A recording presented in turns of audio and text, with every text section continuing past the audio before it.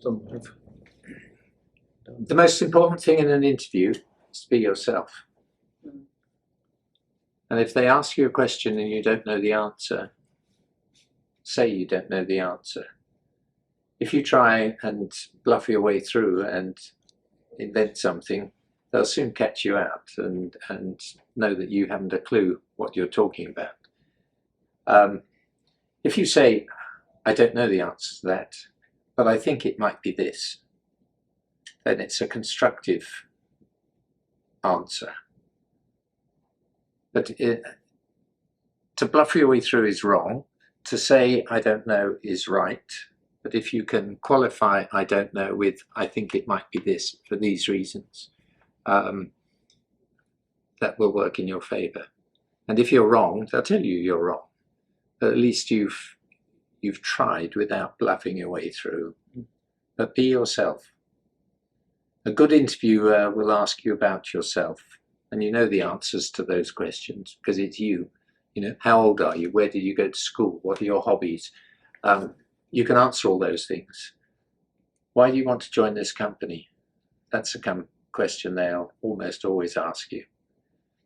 Well, you should know the answer to that because that's why you bothered to apply to them in the first place.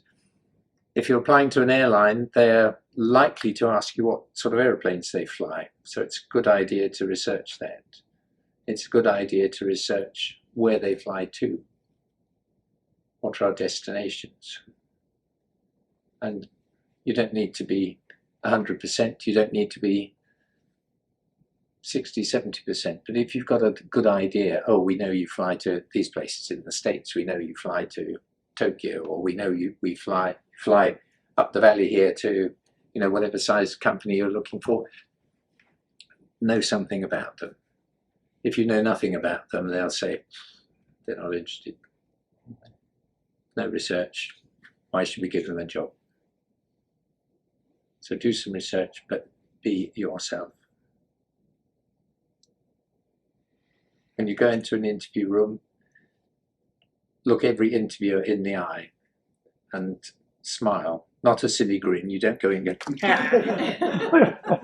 but you don't have a serious face or a frown. You want to be natural, just a gentle smile. So as you say, it's how you hold yourself as well as having shiny shoes.